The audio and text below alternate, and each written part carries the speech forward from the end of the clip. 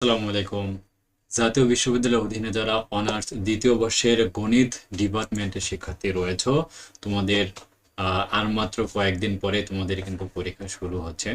তো সেই সময় তোমরা কি পড়বা, কোন টপিকটি বাদ দিয়ে পড়বা? তো রাজু একাডেমি থেকে তোমাদের যারা ম্যাথ ডিপার্টমেন্টের শিক্ষার্থী রয়েছে, তোমাদের কিন্তু একটা স্মার্ট সলিউশন কিন্তু দেওয়া হচ্ছে আজকের ভিডিওতে। তোমাদের যে সাবজেক্টগুলো রয়েছে, তো এখানে গণিত ডিপার্টমেন্টের জন্য ক্যালকুলাস 2 অর্ডিনারি 8 তারিখে রয়েছে, ফরডান প্রোগ্রামিং রয়েছে 12 তারিখে, ফিজিক্স 3 রয়েছে 26 তারিখে, আর জেনারেল কেমিস্ট্রি রয়েছে 10ই ফেব্রুয়ারি এবং নন মেজর পরিবেশ রসায়ন রয়েছে 12ই ফেব্রুয়ারি। এরপর পরিসংখ্যান রয়েছে 16ই ফেব্রুয়ারি। তো এই এই যে শর্ট সময় রয়েছে, এই শর্ট সময়ের মধ্যে তোমাদেরকে যে সাবজেক্টগুলো ভালোভাবে পড়া উচিত, তোমরা কোন টপিকে প্রশ্নগুলো পড়বা। তো আমি তোমাদেরকে প্রথমত জানিয়ে দিব যে তোমাদের যাদের পরীক্ষা রয়েছে, প্রথমত তো ইংরেজি সাবজেক্ট কিন্তু এটা নন ক্রেডিট। একটু যদি ভালো করে বোঝার চেষ্টা করো, তোমাদের যাদের 2 তারিখে এই ইংলিশটা রয়েছে নন ক্রেডিট, কম্পালসারি সবার জন্য। এটা তোমাদের কিন্তু কোনো মার্ক নাই, পাস করলেই হয়ে গেল। তোমাদের সব থেকে গুরুত্বপূর্ণ হচ্ছে এই ক্যালকুলাস অর্ডিনারি এবং ফরডান, এই সাবজেক্ট তিনটাই কিন্তু খুবই খুবই গুরুত্বপূর্ণ এবং এই সাবজেক্টগুলোর মাঝে যথেষ্ট গ্যাপ রয়েছে। ঠিক আছে, 5 তারিখের পর 6, 7 2 দিন গ্যাপ রয়েছে, আর ফরটানটাতে 9, 10, 11 3 দিন কিন্তু বন্ধ রয়েছে। তো মোটামুটি এখানে 3 দিন 2 দিন বন্ধ রয়েছে। আর ক্যালকুলাসে তোমাদের 2 তারিখে পরীক্ষা হওয়ার পর পরে সো রয়েছে কিন্তু 5 তারিখে, অর্থাৎ 3, 4, 2 দিন বন্ধ পাবে।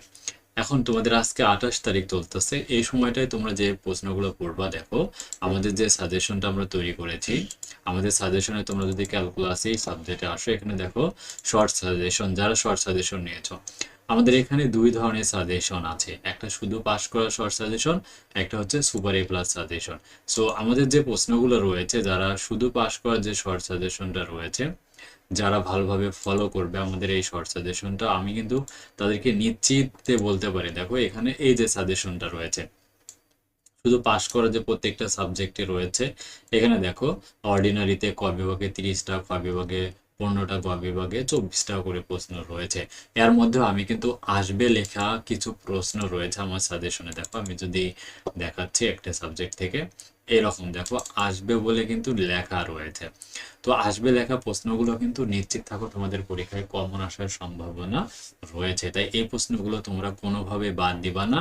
এই সময়টায় তোমরা এই প্রশ্নগুলো ভালোভাবে স্টাডি করবা, আর এখান থেকে ইনশাল্লাহ কমন থাকবে।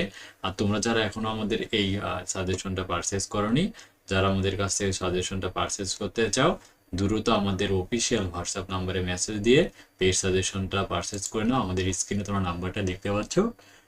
এবং আমাদের গণিত গ্রুপে আমাদের কিন্তু অলরেডি এখন প্রায় 8,000-এর মতো মেম্বার রয়েছে। যারা জয়েন করনি তারা অবশ্যই আমাদের ম্যাথ ডিপার্টমেন্ট পরিবারের সদস্য হয়ে যাও।